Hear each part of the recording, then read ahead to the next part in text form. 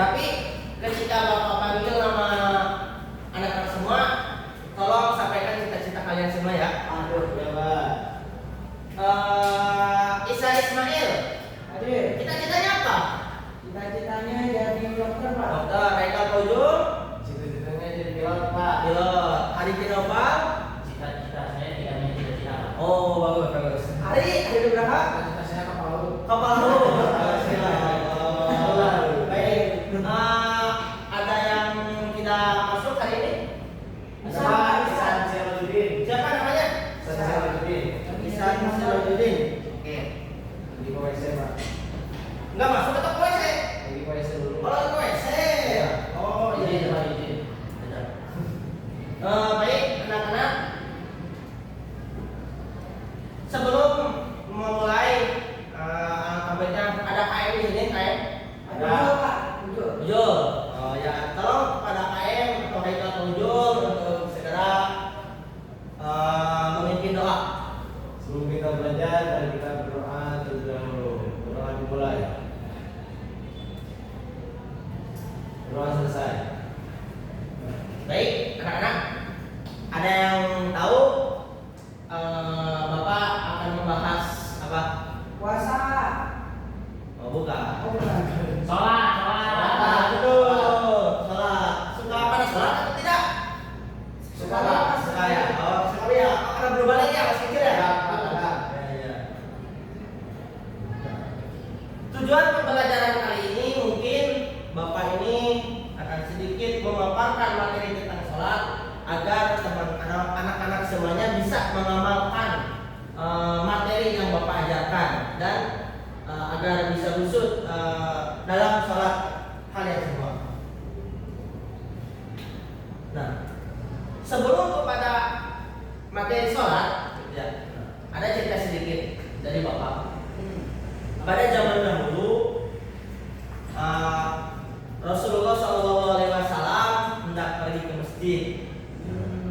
Namun, ketika Rasulullah SAW sebelum memasuki masjid, Rasulullah melihat ada ada setan yang terbirit-birit yang kayak ketakutan gitulah si setannya itu. Nah, setelah itu setannya itu ditanya kepada Rasulullah, wahai setan, kenapa kamu seperti yang ketakutan itu? Nah, setan menjawab, saya takut kepada orang yang tertidur. Sedangkan di dalam masjidnya itu ada dua orang, yang pertama sedang sholat dan yang kedua sedang tidur. Nah, setelah ditanya, kenapa kamu takut kepada orang yang tidur, bukan takut kepada orang yang sedang sholat? Sedangkan sholat itu beribadah kepada Allah dan tidur itu mungkin saja dia lagi tidak sadar diri. Kenapa Anda lebih takut kepada orang yang sedang tidur? Lalu setan menjawab, karena kalau saya mengganggu orang yang sedang sholat dan orang yang tidur itu bangun, maka sholatnya akan dibenarin sama orang yang sedang tidur itu, yang terbangun itu. Nah, maka dari sini ketika kita mempunyai ilmu, gitu kan, ilmu sholat, ilmu tentang sholat, tentang fikih atau tentang apa saja, ketika kita melakukan ibadah, maka kita akan dijauhkan dari godaan setan, akan terhindar gitu. Karena kita mengetahui ilmunya gitu. Tetapi ketika kita tidak mengetahui, ketika kita sholat atau sedang beribadah, ketika kita tidak mengetahui ilmunya, maka godaan setan akan semakin banyak. Nah, baik anak-anak, Bapak akan sedikit menerangkan tentang definisi sholat. Coba ada yang mau baca? Coba. Isa. Nah, Isa coba baca. Sholat secara bahasa berarti berdoa. Sedangkan secara istilah ahli fikih, sholat adalah ibadah yang tersusun dari beberapa ucapan dan gerakan yang dimulai dengan takbiratul ihram dan yang dengan ucapan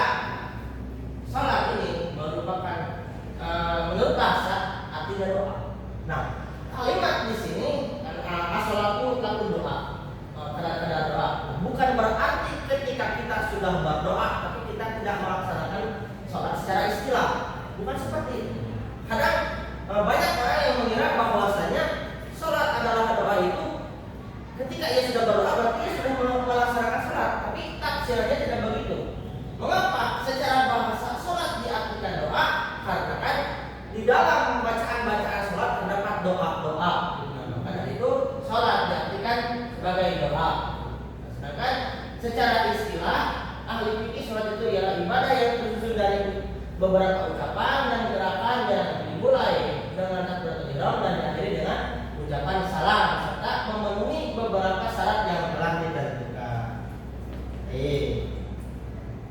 Nah, syarat wajib sholat. Ada syarat wajib sholat dan ada syarat sah sholat. Syarat wajib sholat itu syarat yang harus dipenuhi oleh orang yang akan melaksanakan sholat. Yang pertama itu ada Islam, balik berakal. Nah, ketika orang yang bukan Islam, maka itu tidak diwajibkan untuk melaksanakan sholat. Maka dari itu sholat itu wajib atau tidak? Wajib. Wajib. Bagi orang Yang belum balik. Islam. Sebenarnya Islam aja saja. Nah, itu. Berarti sholat itu tidak wajib bagi yang bukan Islam. Benar anak-anak. Yang kedua balik. Apa yang dimaksud dengan balik? Ada yang tahu? Bisa. Tapi boleh hukum syarat. Bisa. Arifin tahu? Sudah dibahas apa? Ya. Terus nah Hari ini dibahas. balik itu apa? Sudah umur 13 tahun. Oh ya, benar. Pertanyaan semuanya tidak ada pernyataan semuanya tidak ada yang salah. Oke. Dan juga yang selanjutnya itu berakal. Nah itu merupakan syarat wajib sholat. Adapun yang kedua syarat sah sholat. Nah syarat sah sholat itu yang pertama ada mengetahui waktu sholat, suci dari hadas kecil dan hadas besar, suci dari najis, menutup aurat, menghadap kiblat. Nah, sebelum kita berbuat salah, kita akan sedikit ice breaking. Ya. Nah, nanti Bapak ini mungkin seperti yang kemarin disampaikan oleh apa namanya guru-guru yang ice breaking. Nah, yaitu ada botak, batik, dan batok. Nah, ketika Bapak tunjuk botak berarti kepala, batik berarti baju, batok berarti kelapa. Nah, jadi misalkan botak, batik, batok, botak, batik, batok, botak, batik, batok, kelapa. Nah, gitu ya. Botak, batik, batok, botak, batik, batok, kelapa. Gitu. Ngerti nggak ya? Kalau botak dengan kepala. Enggak, bilang aja kepala gitu. Biar nggak boring lah gitu. Botak, batik, batok, botak, batik, batok. Kelapa. Botak, batik, batok, botak, batik, batik. Baju. Botak, batik, batok, botak, batik. Baju. Botak, batik, batok, botak, batik. Habis itu botak, batik, batoknya. Botak, batik, batok, botak. Nah, fokus. Gitu ya. Nah, game SBK tadi menunjukkan kefokusan teman-teman anak-anak semua. Baik, yaitu yang selanjutnya ada rukun salat. Ada yang tahu rukun salat itu apa? Pengertian dari rukun salat itu apa? Nah, Isa.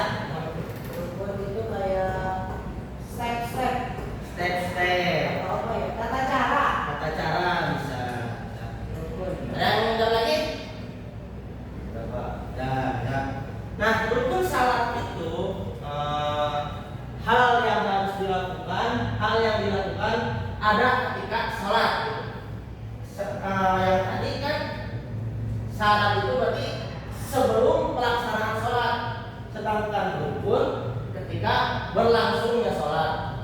Nah juga kata Bapak Fajar yang waktu itu rukun itu ada rukun yang berhenti-berhenti dan yang terus-menerus sholat. Rukun salat itu yang pertama ada niat. Niat sholat ada yang tahu? Niat sholat? Hari ini tahu Pak. Arifin gimana niat sholat? Salat apa? Sholat subuh lah. Usolli fardu bagi rakaat ini. Kalau kita yang lain. Bagus. Nah, Haikal coba sholat subuh. Sholli fardhu zuhri arba'a raka'atin mustaqbilal qiblati ada al-qiblati. Nah, Isa? Kalau bisa. Ya, Isa. Sholli fardhu syari'ah al-qalam al-qadim mustaqbal Nah, bagus. Nah, hari ini coba salat maghrib, yang salat maghrib. Terus? Nah, bagus. Nah, yang pertama dari niat. Nah, yang kedua ada takbiratul ihram. Selain takbiratul ihram ada berdiri, membaca surat Al-Fatihah, ruku dengan tumakninahnya. Nah, ruku dengan tumakninahnya gitu kan. Ukuran tumakninah itu segimana sih Pak? Ukuran tumakninah itu ialah sekira-kira kita membaca subhanallah. Nah, misalkan subhanallah itu ukurannya misalkan 5 sampai 8 detik ya. Nah, berarti tumakninah itu dihitungnya 8 detik gitu. Jangan sami'allahu liman hamidah membaca dan berdiam diri dulu sekitar ukuran subhanallah gitu lah. Tumakninah heula itu menahkeun heula Al-Qur'an gitu ya. Selanjutnya ada iktidal beserta tumakninahnya, sujud 2 kali dengan tumakninahnya, duduk di antara 2 sujud dengan tumakninah, duduk tasyahud pertama, membaca tasyahud akhir, membaca sholawat, membaca doa sholawat, menutup mengucapkan salam dan tertib. Nah, yang ke-13 itu ada tertib. Ketika kita menunaikan sholat tapi dari niat sampai mengucapkan salam itu tidak tertib, maka sholatnya itu tidak akan sah. Selanjutnya yaitu hal-hal yang membatalkan sholat. Hal-hal yang membatalkan sholat, yang pertama ada berbicara dengan sengaja. Yang kedua, banyak bergerak yang tidak sesuai dengan gerakan sholat. Misalkan lagi sholat tiba-tiba mukul orang, aduh, batal sholatnya. Yang ketiga ada tertawa terbahak-bahak, itu juga membatalkan sholat. Yang keempat, meninggalkan salah satu rukun sholat. Yang mana rukun sholat itu yang tadi yang 13. Misalkan Anda sholat tapi tidak membaca surat Al-Fatihah, maka itu sholatnya batal.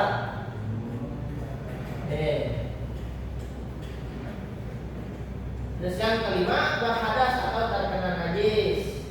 Nah, ini juga hal yang bisa membatalkan sholat. Misalkan ketika kita lagi sholat, terus ada kucing,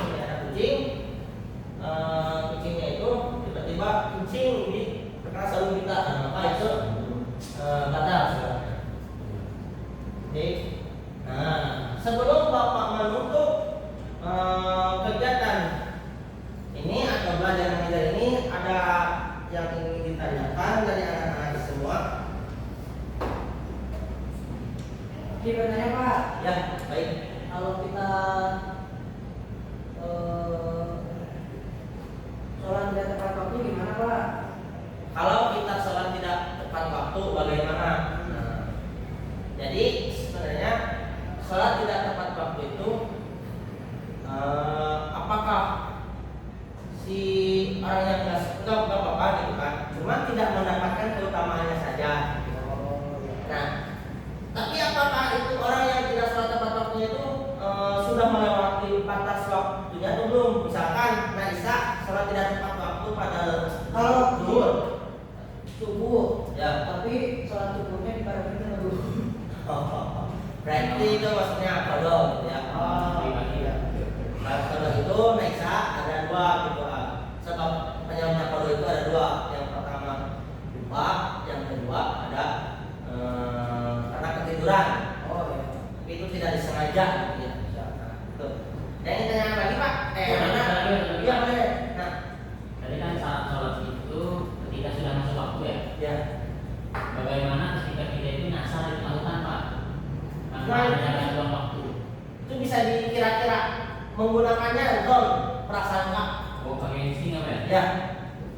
Atau enggak apa sih namanya? Kalau saya lagi di hutan misalnya pakai itu apa namanya tuh pancu. Nah, itu pancu apa sih bahasa Indonesia? Nah, tempat lah gitu untuk mengukur waktu sholat gitu. Ukur matahari. Ya. Yang mana? Kayak gitu. Nah, bisa.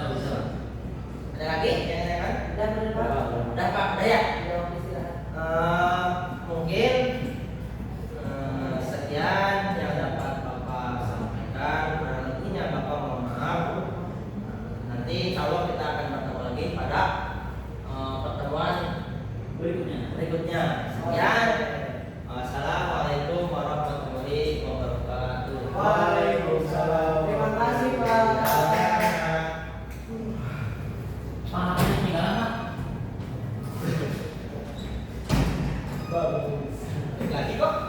balik lagi nih.